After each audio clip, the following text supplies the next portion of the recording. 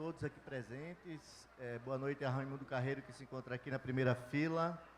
Boa noite ao passarinho, ou é o morcego que anda prestigiando também a Fliporto, né? E aos nossos colegas, né? Eliene, Priscila, né? E Rafael.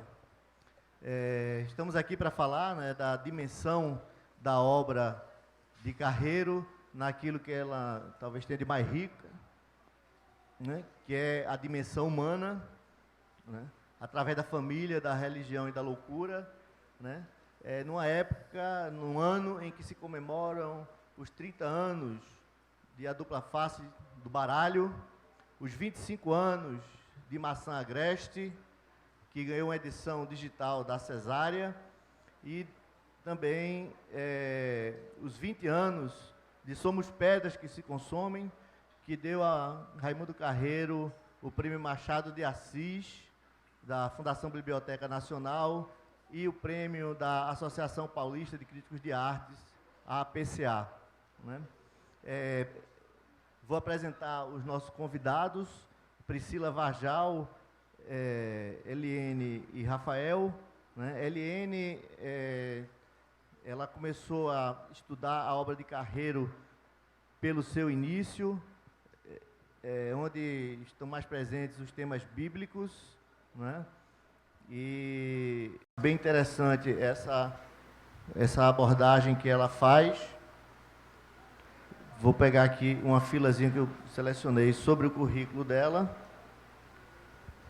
Cadê, dona Eliene?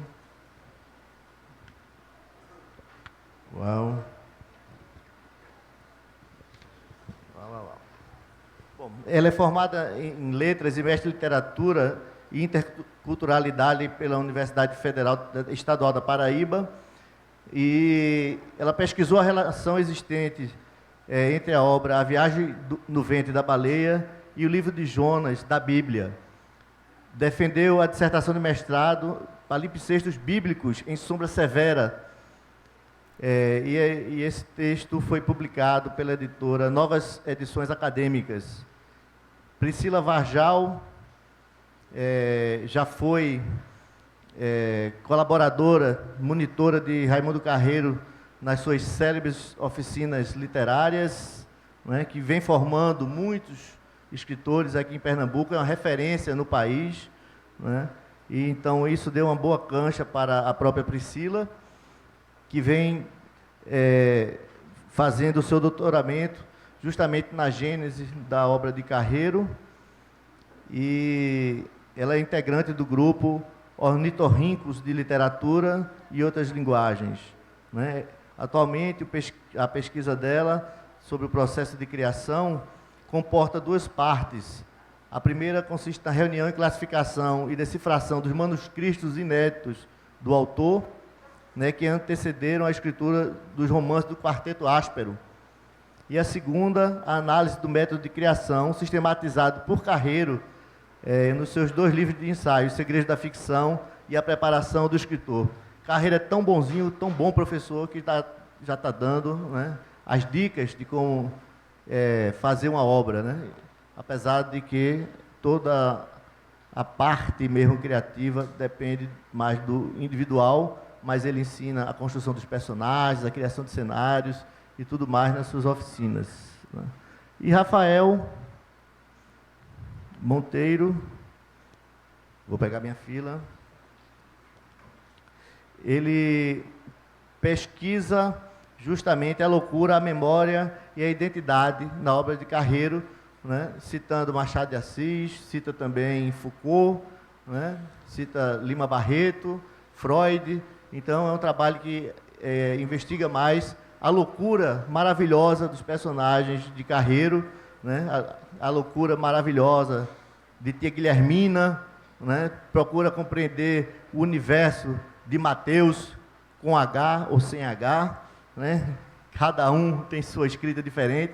Personagens esses de Carreiro que são fluidos, eles se deslocam, né, dentro da própria obra e vão somando em camadas personalidades, né, que mostram o quanto nós somos seres humanos complexos, né? Os personagens de Carreiro, eles têm uma vida muito rica e uma vida que retrata essa condição humana que nós vivemos, né? Num mundo tão já distante daquela religião primitiva, né?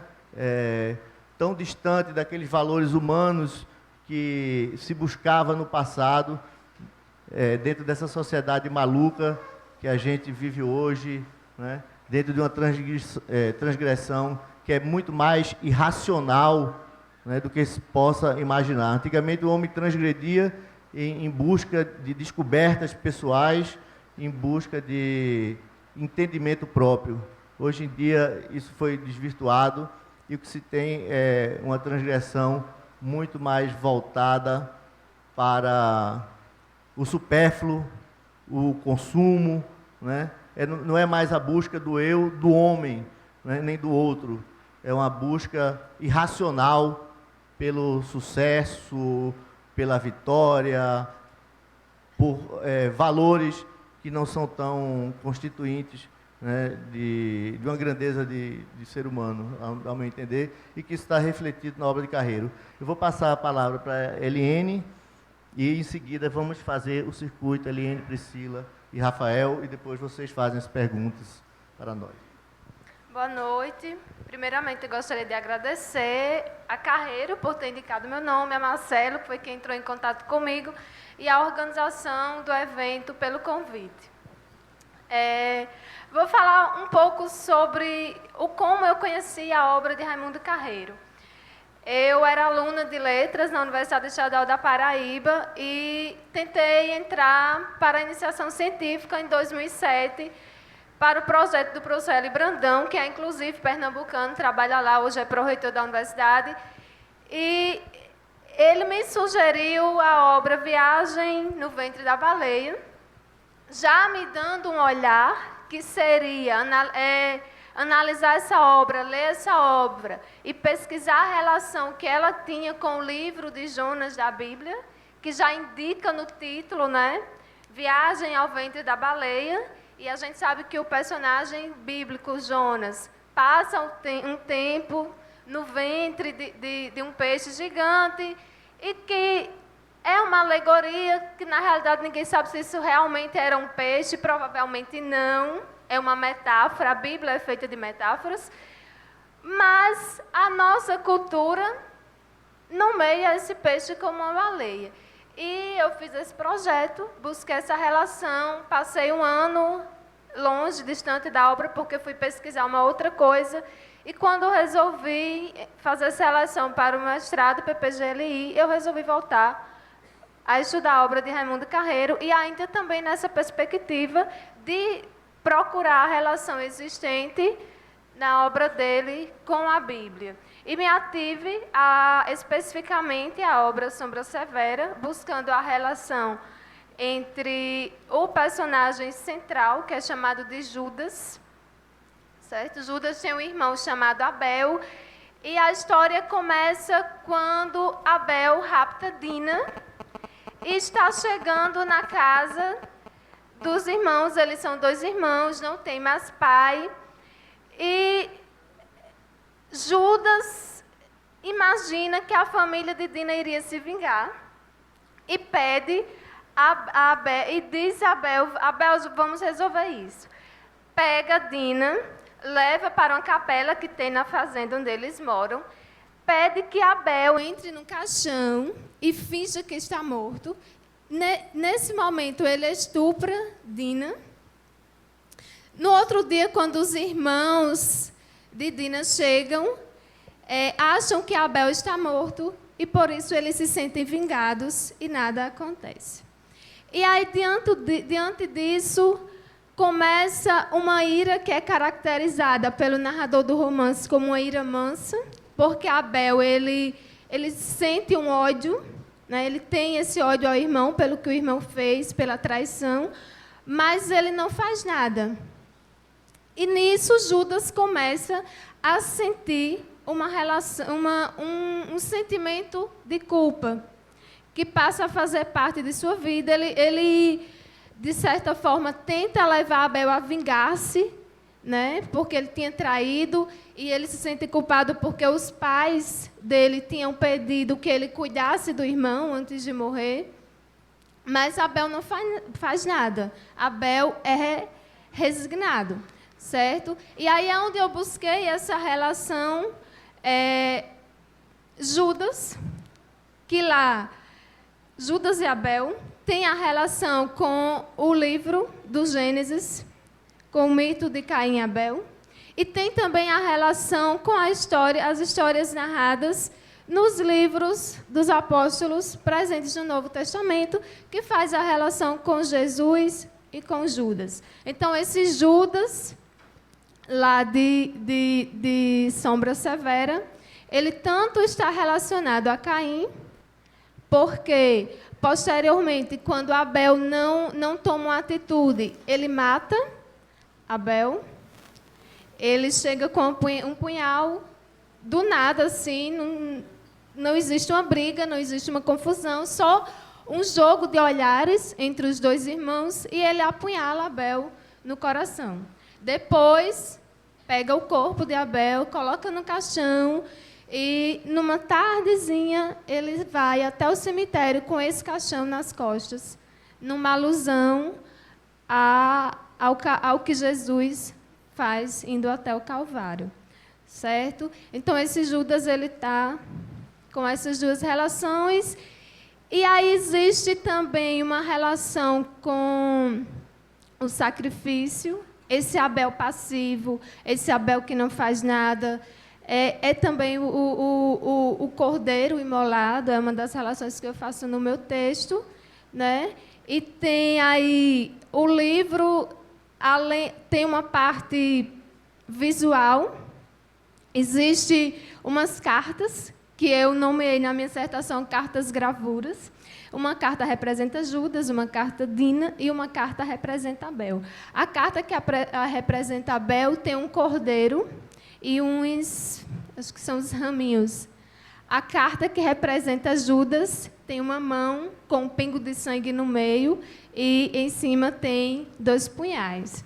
E a carta que representa Dina é uma maçã e uma serpente. Então, são os símbolos, né, do catolicismo, de certa forma, das visões que foram criadas durante os séculos sobre o catolicismo, e que foram resgatados lá da Bíblia.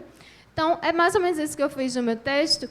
E a obra de Carreiro ela está dividida em 2 momentos. O primeiro momento, que foi esse momento que eu me ative mais, eu foquei nessa obra Sombra Severa, mas antes já tinha pesquisado Viagem no Ventre da Baleia, que faz a relação com o livro de Jonas. Aí tem a Maçã Agreste, que Marcelo falou, que também faz essa relação de intertextualidade, interdiscursividade com o livro de Jeremias. O nome do personagem, um dos personagens centrais da história, é Jeremias, e ele se torna um profeta no livro, ao qual eu chamo de profeta da decadência, porque ele é um professor e não tem uma vida, digamos assim, boa, porque a família, o pai dele era dono de um engenho, e esse engenho faliu porque o pai era um irresponsável. Quando era adolescente, o personagem chamado Ernesto das Pretas, são 4 personagens no só. Ernesto sai do interior e vem estudar Direito em Recife, e durante esse período que ele passa na cidade de Recife, ele simplesmente não estuda. Ele enrola os professores, gasta o dinheiro com festas e volta sempre que pode ao engenho para fazer o quê? Para transar com as negras, porque ele não gosta de mulher branca. A história dele é com as negras. E quando ele se forma, ele não tem condições de exercer a profissão porque ele não tem o conhecimento que deveria ter. Também não consegue casar com uma mulher rica, uma mulher de posses, uma mulher que tem um nome, porque ele não tem nada. Ele decide se suicidar. E na noite que ele decide se suicidar, ele encontra, por acaso, Dolores, que era uma secretária da universidade onde ele trabalhava, era uma moça pobre, e ele decide casar com Dolores. Depois que casa, volta para a fazenda para o engenho, aliás, e continua levando a vida a transar com as negras. Tem 2 filhos, que é Jeremias, como eu já falei, e Raquel. Tem uma relação incestuosa de estupro com Raquel durante...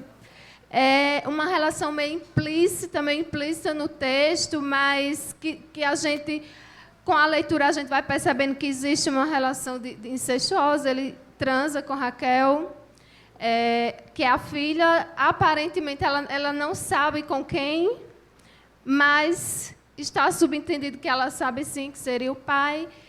E depois, antes de irem à falência, Dolores pede para que ele compre um casarão na cidade de Recife.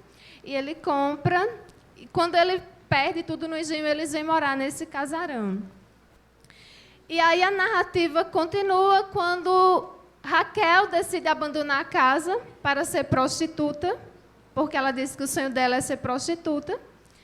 E Jeremias, nesse momento, depois que eles vão à falência, depois que eles entram nessa degradação, né? Depois que eles entram nessa degradação, quem sustenta a família é Jeremias, com o salário de professor, e ele decide abandonar a profissão para ir tocar no cabaré à noite.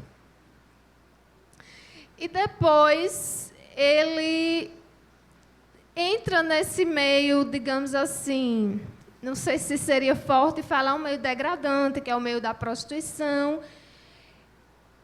Tem um dia que ele sai andando, caminhando pelas ruas, e tal qual o profeta, lá do texto de Jeremias da Bíblia, ele disse que queria ter morrido para não ter que ver o sofrimento do mundo, para não ter que ver o sofrimento das pessoas.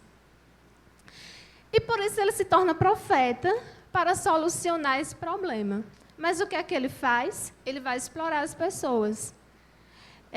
Ele cria uma espécie de religião, uma seita chamada os Soldados da Pátria por Cristo.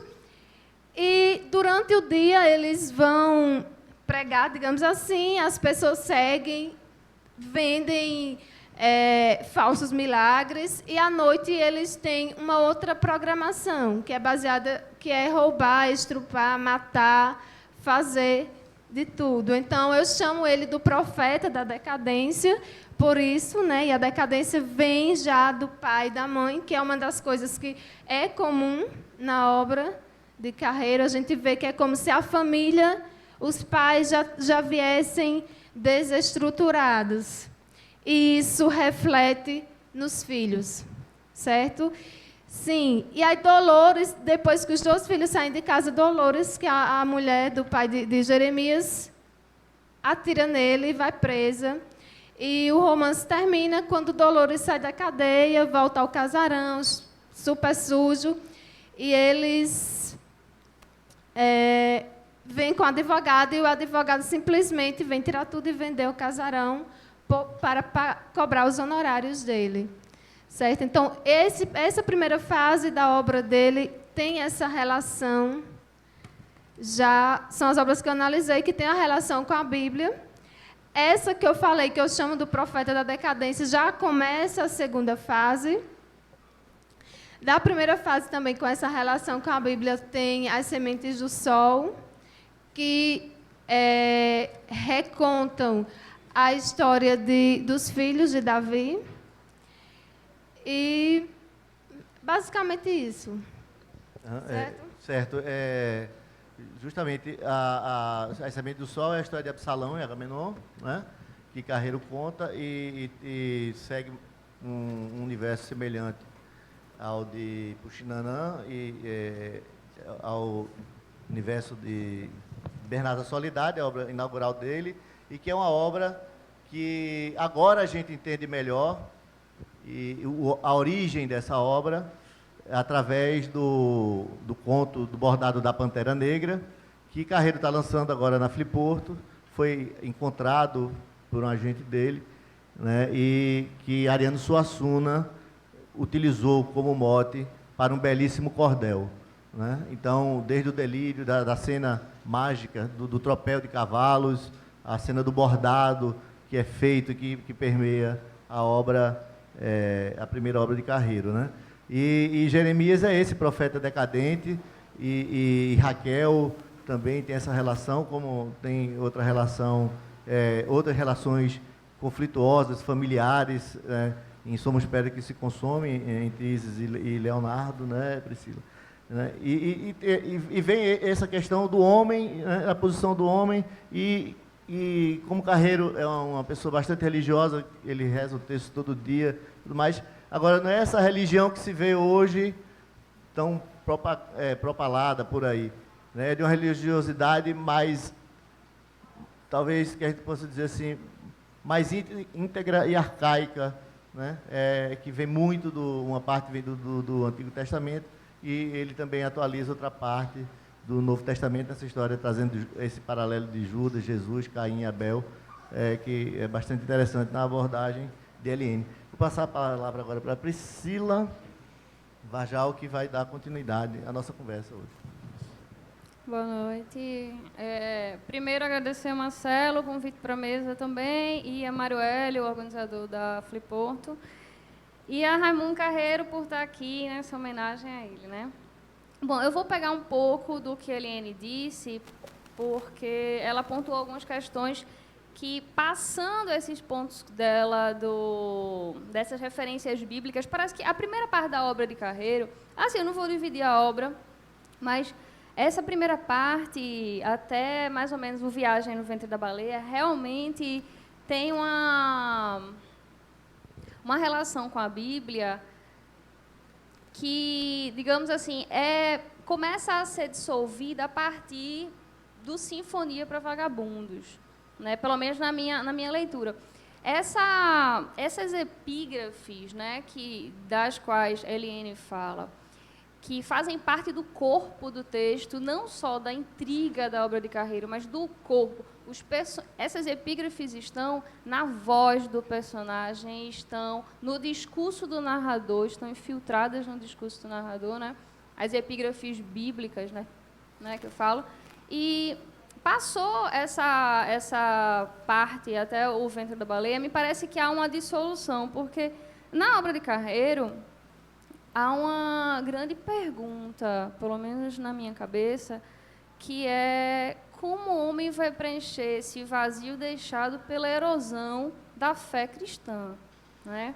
Então, com a erosão da igreja, o que aconteceu com o homem? Há um vazio muito grande que me parece que Carreiro busca em cada um dos seus romances, de uma forma diferente, preencher, né, esse vazio. Então, ele busca preencher como, em algumas obras, ele cria um novo sistema.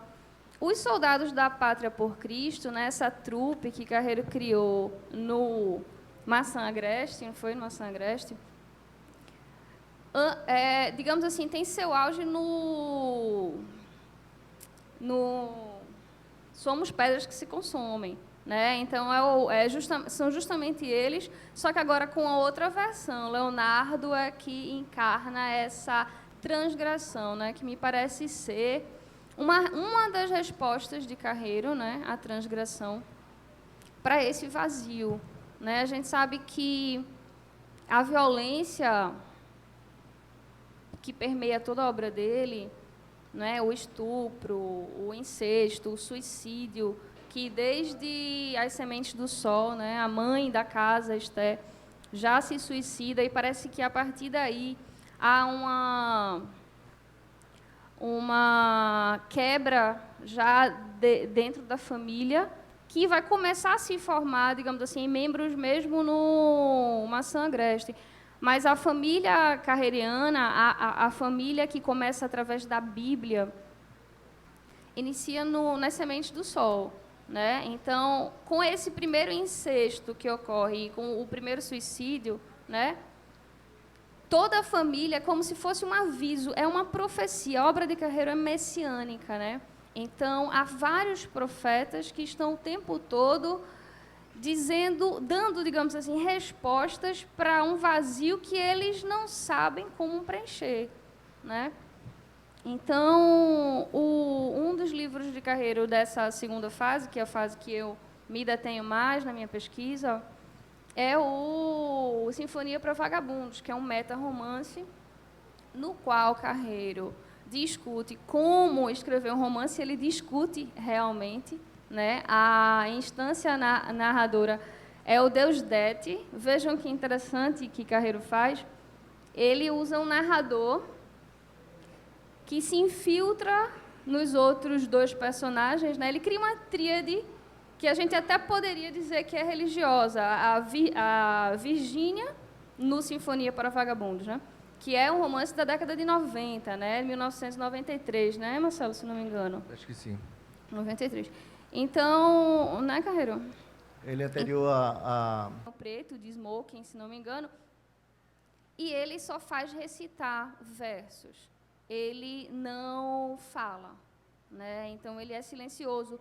Todos os personagens de Carreiro são muito silenciosos. Se a gente for olhar a obra dele como um todo, a gente praticamente não vai encontrar diálogos, né? Então, nesse Sinfonia, há uma simulação, né, de que Deus Dete, esse Deus, esse narrador, que é personagem também e que adapta essa metáfora de Deus. E, na verdade, como ele é um profeta, porque ele profetiza algo que acabou, digamos assim, ele é um profeta do mau agouro, porque ele é um corvo. Né? Ele é a metáfora do corvo, ele mimetiza o corvo, e parece que tudo o que é desconstruído, porque, na verdade, a gente pensa no meta-romance como uma construção, né? Então, Carreiro vai mostrar, no Sinfonia para Vagabundos, como se constrói um romance, através da instância de um narrador que é escritor, né? Ele é professor, como Helene fala, e ele também é escritor, e ele sempre quis ser poeta. Né? Então, o que ele faz? Ele tece uma lírica atroz, beirando todo o romance, mas que não entra na narrativa. São pequenos poemas nos quais ele joga toda uma simbologia do fim. Né? Então, o que restava ainda, né, os resquícios dessa religiosidade que veio do começo da obra de Carreiro, já são descaracterizados, trocados. Os símbolos são trocados nos poemas de Deus Dete. A gente já percebe que ali, quando o Carreiro chama, no lugar das epígrafes bíblicas, que vem a obra dele inteira sendo chamadas para a boca do personagem, nesse livro, Carreiro já não chama as epígrafes bíblicas, ele começa a chamar outros criadores, como ele.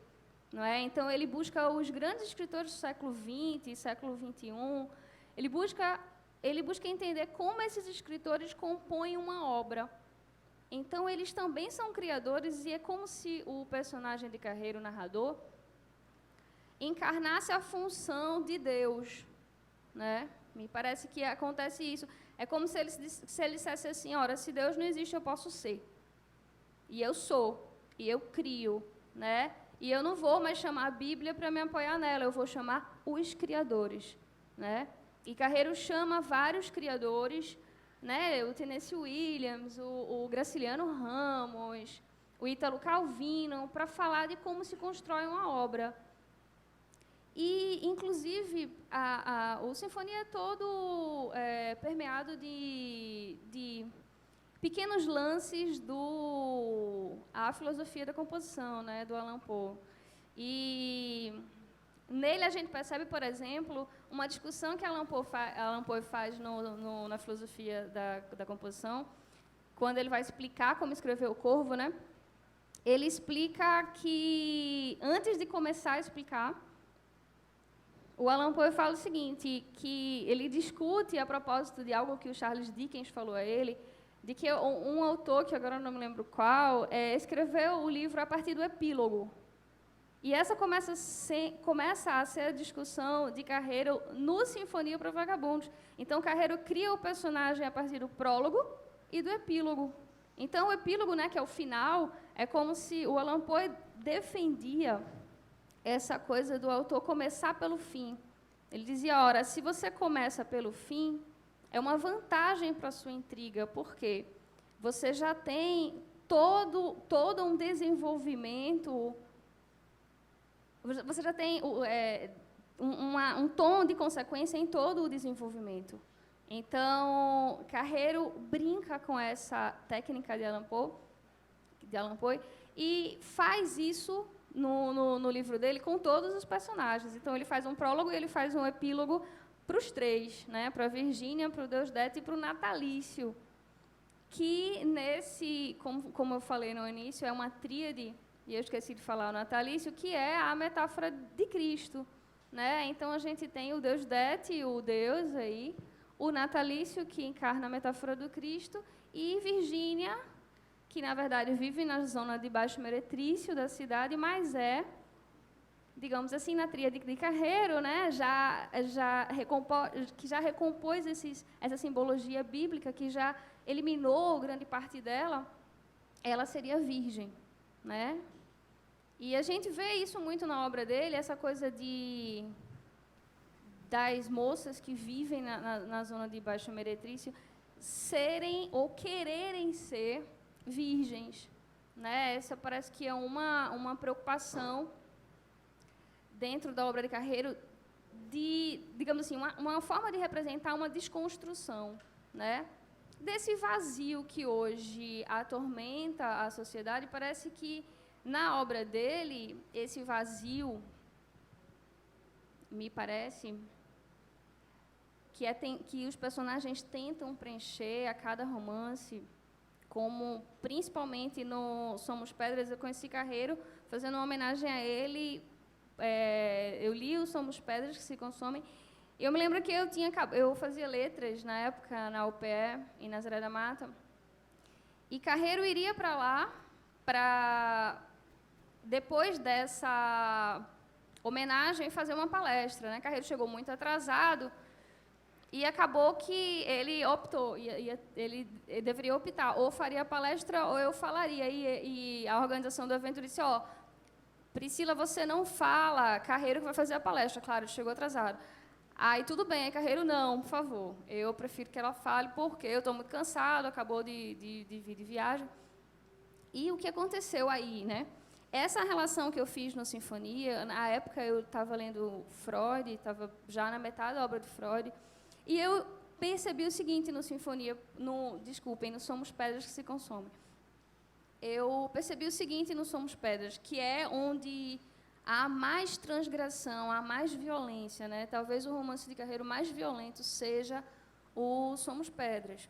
Então, parece que essa família carreiriana tenta ali, de toda forma, não só responder a esse vazio, como criar um novo sistema, né? Um novo sistema que seja validado pela sociedade e que faça com que eles possam viver.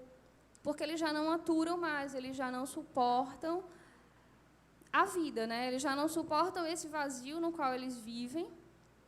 Inclusive, eu me lembro que tem uma entrevista que o Marcelo fez com Carreiro em 1993, sobre a época. Carreiro estava às vésperas de lançar a Sinfonia para Vagabundos, no Jornal do Comércio, a entrevista, e Marcelo pergunta a Carreiro o que ele acha que sinfonia é essa, né?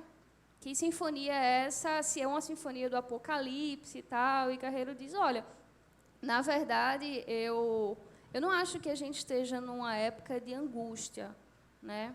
Eu acho que nós estamos numa época de tédio. Então, já não acredito que seja uma época que vá formar criadores, digamos assim.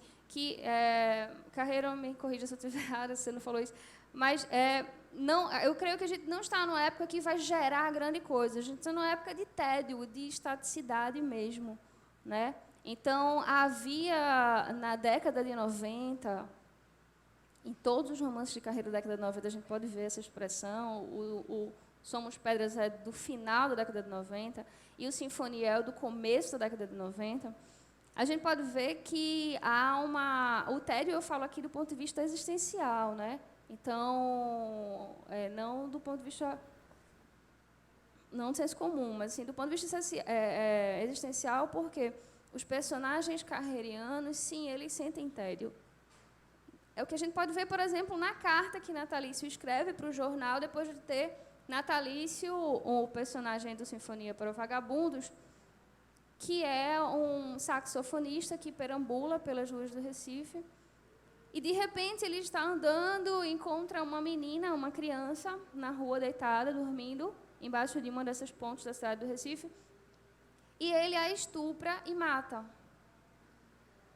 Depois disso, ele escreve uma carta para o jornal, contando que ele foi lá, que ele estuprou, que ele matou. Ele faz um discurso nessa carta e, no final, ele não apresenta absolutamente nenhuma culpa. Já não há culpas nas Sinfonias para Vagabundos, né? Então, quando ele termina a carta, ele diz uma frase que é emblemática. Ele diz assim... Porque ele diz, vocês devem estar perguntando por que eu fiz isso. Aí, no final, ele fala, porque a felicidade dói.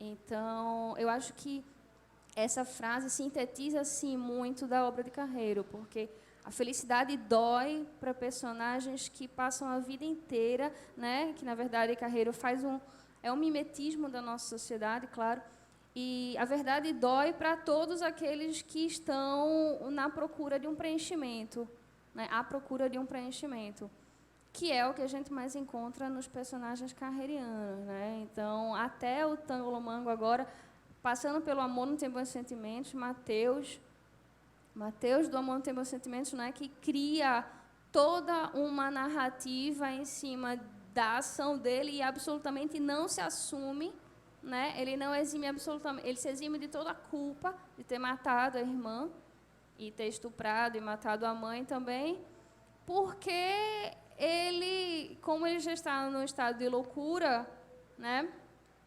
Ele já não processa, ele já não consegue entender as relações depois dessa quebra, né, da virtude integrativa cristã. Eles já não conseguem entender qual o limite entre corpo, moral, entre as relações humanas de um modo geral. Então, como eles já não conseguem, eles tentam simular formas de preencher, né? Eu vou parando aqui, né, Marcelo? E já falei demais, não foi? Não, eu estava falando do horário. Bom, agora, Rafael, né? A gente vê como é complexa essa situação de Carreiro. O próprio Somos Pedra que se consomem, ele espelha também o momento crítico que Pernambuco, que o país passava, né? A época da redemocratização, busca de novos caminhos, né? Uma década perdida economicamente também, né? E Carreiro retrata nesse personagem a decadência que nós passamos do ponto de vista moral, ético e econômico, né? Quando esses personagens se tornam párias da sociedade, muitas vezes não, algumas vezes são por escolha pessoal, no caso do Rei das Pretas, né? E outras vezes não, porque são consequências mesmo da vida que vão levando, a vida vai levando eles para caminhos que nem sempre conseguem, né, suplantar.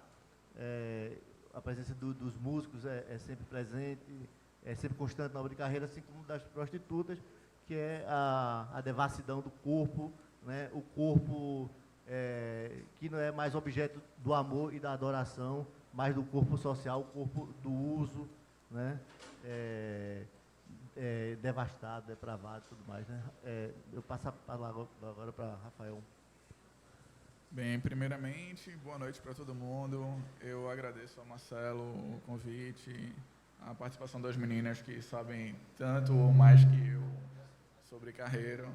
Embora ter a presença de Carreiro aqui, para mim, é sempre um prazer muito grande.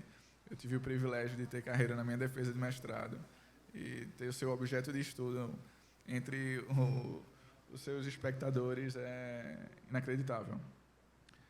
Enfim, quando eu comecei a estudar a obra de Carreiro, e mais especificamente a loucura, foi praticamente uma loucura da minha parte, porque eu não sou literato, eu sou historiador, migrei para a literatura por escrever.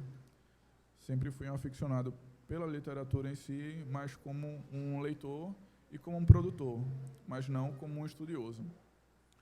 E quando eu fui estudar, foi justamente através de uma oficina de Carreiro. e ver a paixão em qual ele demonstrava pela literatura, o domínio das técnicas e o jeito que ele escrevia, deu um fascínio cada vez maior para buscar nas suas obras aquilo que ele demonstrava, o que é que ele representava, o que é que estava escrito em Carreiro.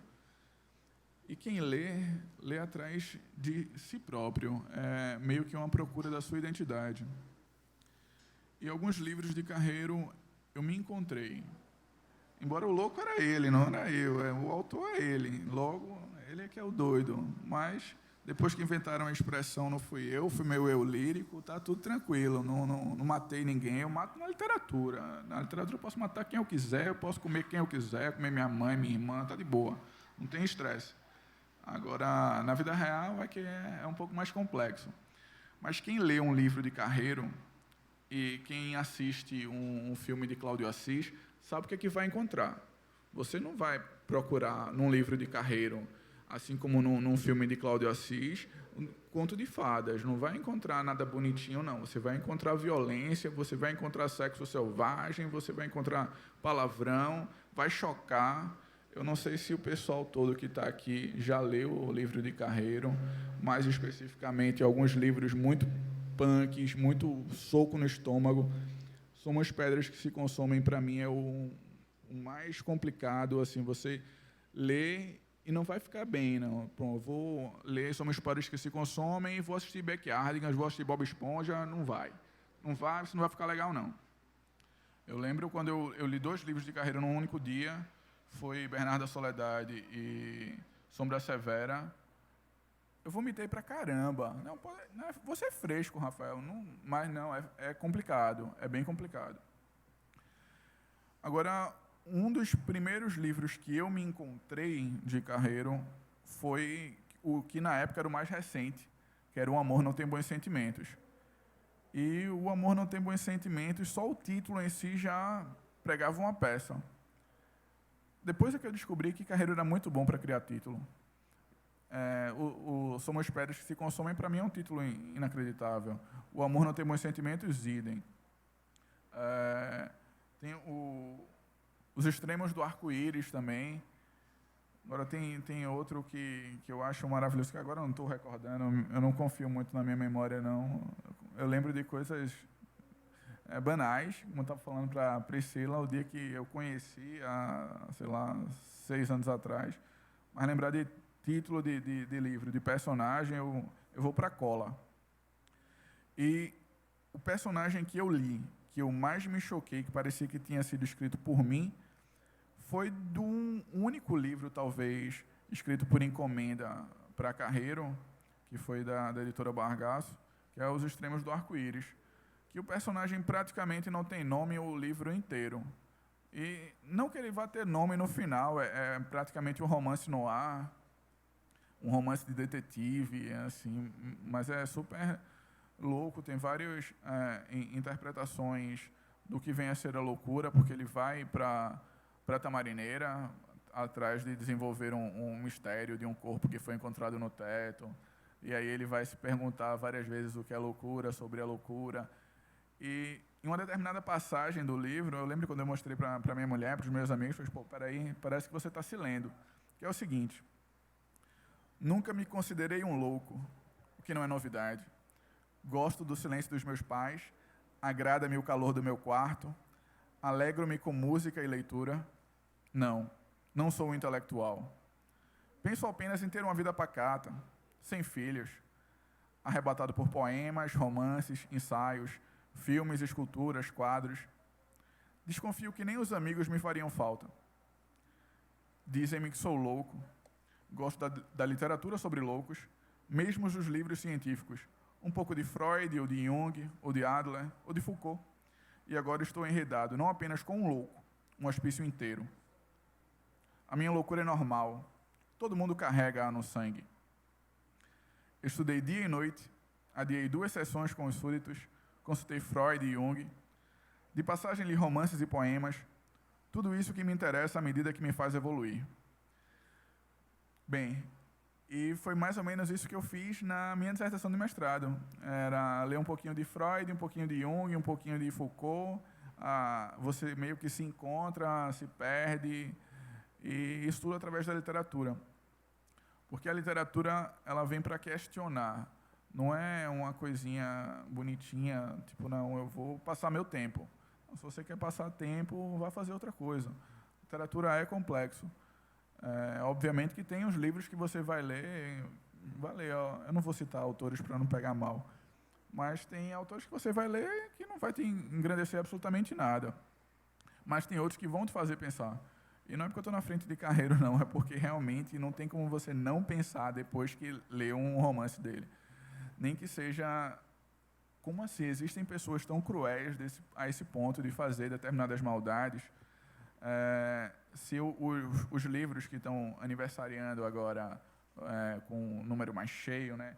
O Maçã Agreste e A Dupla Face do Baralho, que, para mim, todos os livros são repletos de malucos, de loucos. Eu não vou dizer, o maluco do livro de Carreiro é Tchekov, dos Extremos do Arco-Íris, ou é Mateus, de O Amor Não Tem Bons Sentimentos. Não, todos são perturbados. Mas você pode ficar assim, como assim? Onde é que está a loucura? Você quer que... Bem, eu não sou psicanalista, psiquiatra, psicólogo. Eu só sou um leitor, sou igual a Tchekov. Eu saio lendo um pouquinho de Freud, um pouquinho de Jung. Mas, por favor, não me perguntem nada. Quer perguntar, pergunte para um psiquiatra, para um psicanalista. Eu sou um historiador que não lembra de data, não. Então, me pergunte sobre meu nome, que é mais tranquilo, é mais fácil. Então, já que eu estou falando de nome, é uma coisa que Carreiro utiliza com propriedade. A Priscila estava falando de Deusdete, Natalício, Virgínia. É Virgínia, né? Pronto. Todos os nomes dos livros de Carreiro têm um porquê de existir. Ele não cria um personagem, vou botar um nome tal. Tem um porquê desse nome. E uma das passagens de Maçã Agreste, ele fala exatamente isso. Se eu não achar, eu não tenho estresse, não. O nome é um nome do que é um nome. O nome é mais que um nome, é um comportamento. Então, quando ele cria um personagem, que o nome do personagem é Mateus, depois ele vai dizer, não, Mateus é aquele que mata. Dolores é aquela que sente dor. Se eu estiver falando besteira, eu aprendi com Carreiro, mas é exatamente isso. Assim, o nome tem o porquê, tem um sentido. E o personagem de Tchekov, por exemplo, ele lê muito Anton Tchekov, que é um escritor russo. E como ele é aficionado, ele ficava... No final é que ele vai dizer, eu sou Tchekov, em vários tipos de grafias diferentes para Tchekov. Mas, enfim, antes mesmo de chegar a Carreiro, eu já tinha esse feitiço. Feitiço é uma palavra que Carreiro usa muito nos livros dele. Eu tenho feitiço pelo suicídio, eu tenho feitiço pela morte. Agora, eu tinha feitiço pela loucura. Não só eu, Mateus era outro completamente aficionado pela loucura. Ele clamava pela loucura, ele se via um louco, ao mesmo tempo que ele pedia a Deus, por favor, me livre dessa loucura, eu não sou louco, porque louco é aquele que joga pedra em avião, e eu não faço isso, eu sou uma pessoa boa. Oh, meu Deus, por favor, me livre dessa loucura. E, para mim, a relevância de estudar a loucura através da literatura, porque a gente vive cada vez mais numa sociedade extremamente enferma, extremamente doente. A gente olha para o lado e vê qual deles é o psicopata, se 25% é psicopata, aqui deve ter um bocado, mas a gente não sabe quem são. Eles ficam quietinhos, geralmente são os mais quietos, né? Eu me livro disso. Aqui nós temos 4, um dos 4 é psicopata. Eu não sou não, porque eu tenho complexo de culpa. Eu nem carne eu como, não tenho essa ideia de matar para comer, não. Quanto mais matar por matar. Então deve ser um dos 3. Mas enfim, a loucura, como é uma coisa muito, muito presente, hoje em dia é extremamente comum você dizer, não, eu vou para o psicólogo, eu vou para o analista, eu estou fazendo análise, estou fazendo terapia, não porque é meu psiquiatra. E antes, se você dissesse que é para o psiquiatra, você é doido, você é louco, né? Você toma Rivotril. Pô, tá, bobagem tomar Rivotril, e qual o problema? Não vejo mal nenhum nisso aí, tomar um remédio tarja preta de vez em quando. E você começa a ver a loucura com outros olhos. Ver que a loucura tem os graus de loucura, logo, todo mundo é louco.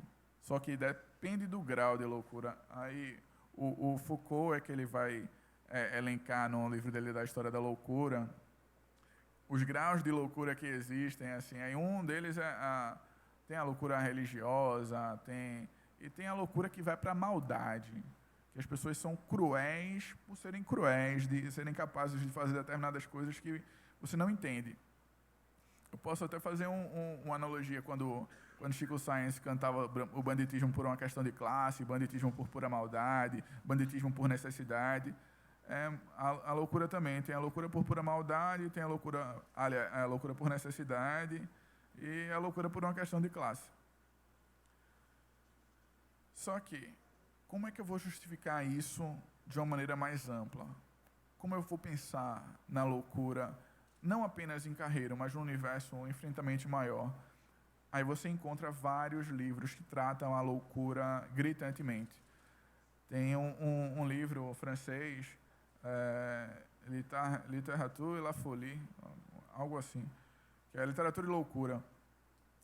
E ele vai encadear vários autores que estudam a loucura na literatura, isso na literatura europeia. Aqui no Brasil também tem uma menina, que agora eu não faço a menor ideia do nome dela, mas que ela estuda a loucura em livros de Machado, livros de Lima Barreto, em vários outros livros, que você vai ver que em cada personagem tem um grau de loucura. Tem outros que demonstram mais, demonstram menos.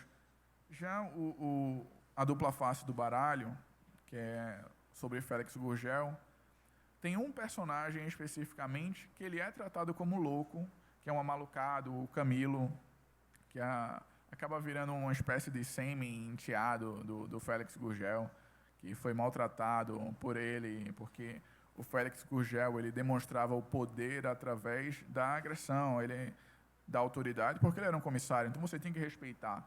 E para respeitar, você tinha que bater. Então ele batia no menino, certa vez ele bateu no menino só porque o menino estava rindo, jogando pedra no rio. Mas ele achou que era um desdém, estava afrontando ele, então ele mereceu levar umas porradas. A ponto de um lema dele na delegacia é isso: se você entrou numa delegacia e saiu sem apanhar, você vai voltar para apanhar. Mesmo que entre na delegacia para prestar a queixa. Mas onde já se viu uma pessoa ir para a delegacia e sair sem apanhar, sem dizer que tem apanhado? Ou seja, uma pessoa que tem um lema desse não pode ser uma pessoa normal. Bem, talvez alguém pode considerar, não, é tranquilo, entrou na delegacia, tem que apanhar mesmo. Aí eu fico pensando, bem, eu achando que o louco era eu. Mas ele tinha um certo nível de maldade dentro dele, ao mesmo tempo que ele pensava com doçura, com candura. Por isso a dupla face do baralho.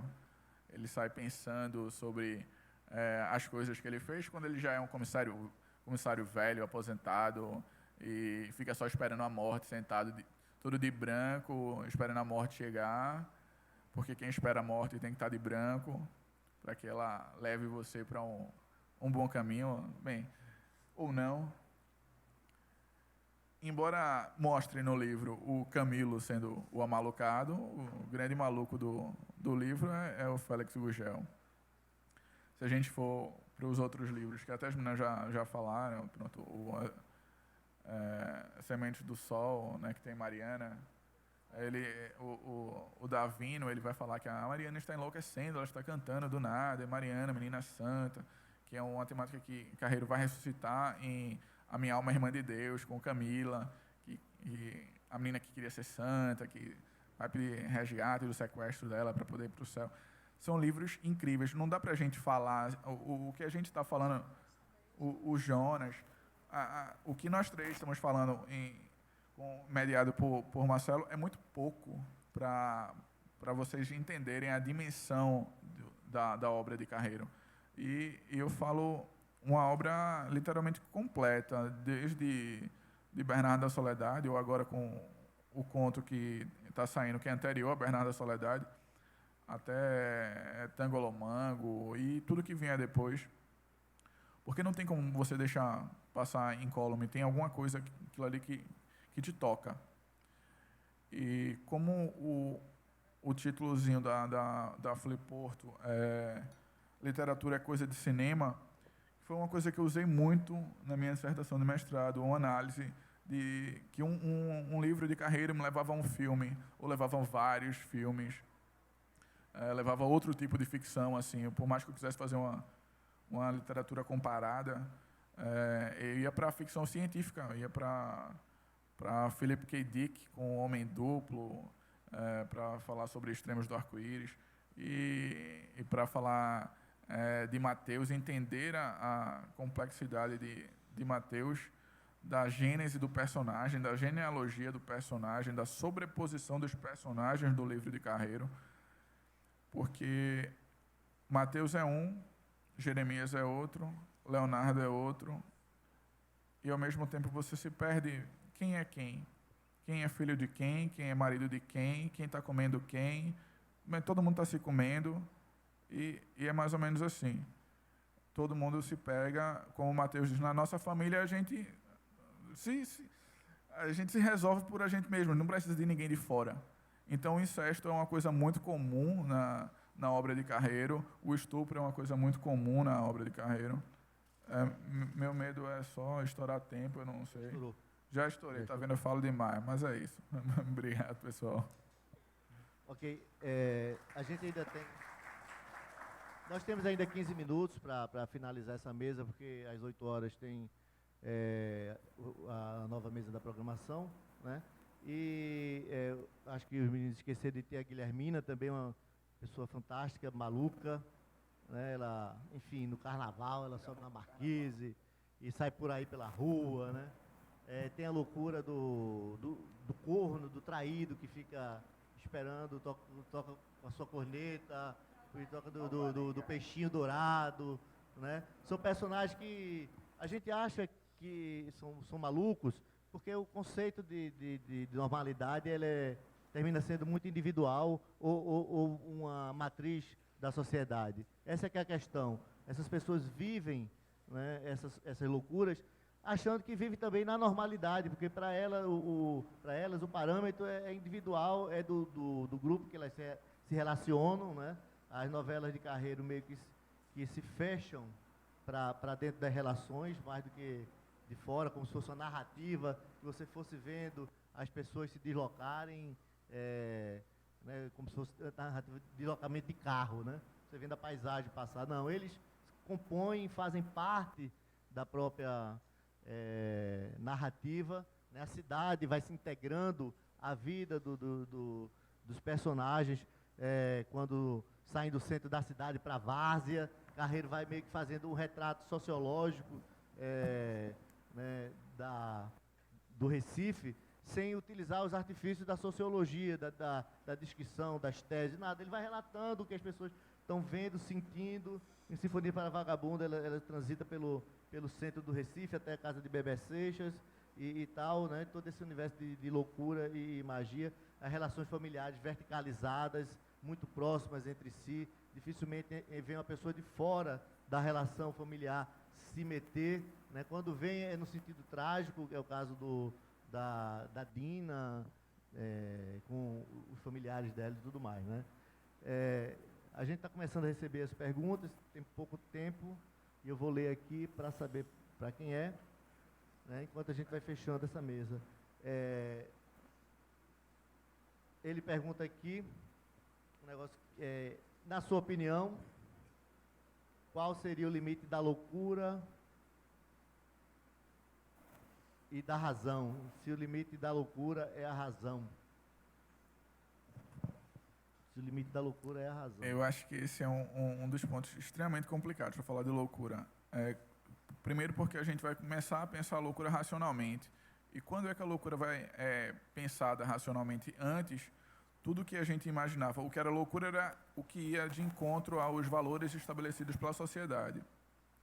Eu acho que só a partir do século XV, XVI, é que o pessoal começou a enxergar a loucura como um problema mental. E para definir agora um limite para a loucura, é aquilo que tem que ser socialmente aceito. Se você vai contra qualquer tipo de pensamento que a sociedade ou a grande maioria da população acredita que é o certo, você está indo para o outro lado, você já vai ser considerado louco. Por exemplo, se eu me levantar aqui e tirar minha roupa, todo mundo vai dizer Rafael é louco, Rafael é maluco. Por quê? Porque dentro da sociedade o que é aceito é a pessoa se comporte direitinho, bonitinho e dentro de um comportamento semi-coxinha. Mas se você pensar de uma maneira diferente, você é louco. Bom, só chegou essa pergunta para a gente. Né? Eu acho que, como nós temos um tempinho, nosso amigo Carreiro poderia falar alguma coisa, desejaria. Não teve nenhuma mentira aqui não, Carreiro. Todo mundo falou a verdade. Mais ou menos, tá vendo? Ele disse, olha, todo mundo falou um pouco de verdade, um pouco de mentira, né? Assim, Marcelo, eu tinha pensado, eu não sei quem me perguntou sobre a loucura, né, sobre os limites da loucura, tem um trecho de uma poesia de Antonin Artaud, que eu acho bem interessante quando se fala de loucura, porque é um cara que sofreu tratamento de eletrochoque, ficou interno num sanatório, num hospício, simplesmente por ter utilizado alguma substância que desvirtuasse um pouco a mentalidade, e ele vai questionar justamente o que vem a ser a loucura. Isso dito por uma pessoa que passou anos internado e sofrendo tratamento de eletrochoque, que não é uma coisa muito bonitinha, não é tomar Rivotril, não, é eletrochoque. E o que é um louco? É um homem que preferiu ficar louco no sentido socialmente aceito, em vez de trair uma determinada ideia superior de honra humana. Assim, a sociedade mandou estrangular nos seus manicômios todos aqueles dos quais queria desembaraçar-se ou defender-se, porque se recusaram a ser cúmplices em algumas sujeiras. Pois o louco é um homem que a sociedade não quer ouvir e que é impedido de anunciar certas verdades intoleráveis. Nesse caso, a reclusão não é a única arma, e a conspiração dos homens tem outros meios para triunfar sobre as vontades que deseja esmagar. Antonin Artaud. Olha, aí Carreiro vai finalmente falar.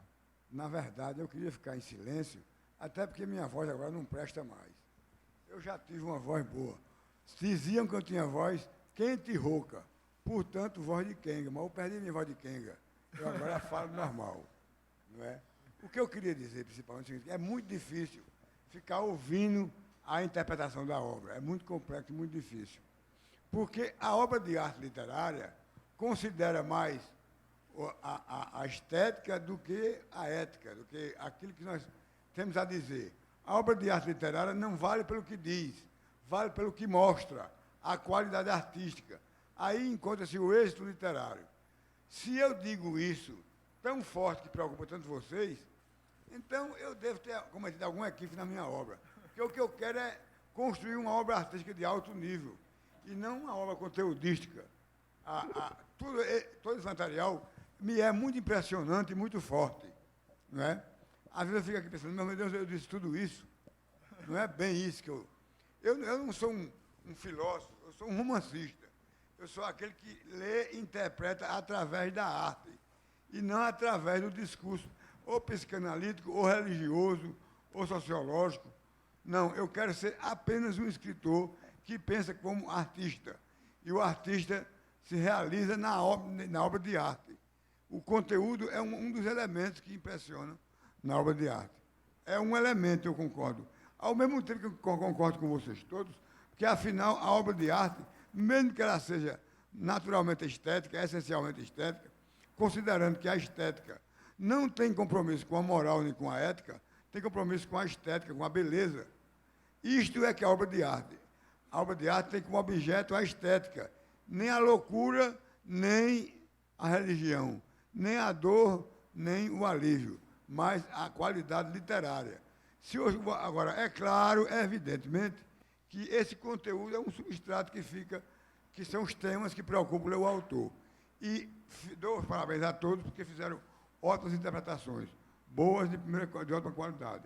Agora, eu gostaria também de verificar o seguinte, a minha obra esteticamente é convincente ou é um fracasso?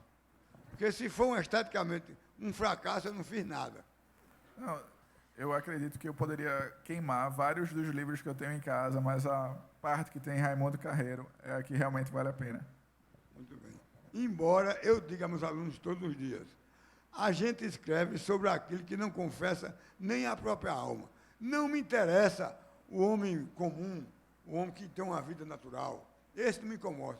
Me interessa a alma, o interior, a reflexão sobre o comportamento dele na alma dele e não nas relações sociais. Nas relações sociais, até com medo da lei, nós somos ótimas figuras. Somos cidadãos, somos amigos, somos pessoas de qualidade. Mas intimamente não é assim. O que nós temos na alma é muito mais complexo e muito mais difícil do que aquilo que nós vivemos. Eu, inclusive, disse a um irmão meu uma vez isso. Eu tenho uma grande preocupação, porque a minha família religiosa, minha família literária, não é boa coisa. Enquanto minha família é muito organizada. E meu irmão me disse assim, você não conhece a sua família. Pois é. Pois é. É possível que seja.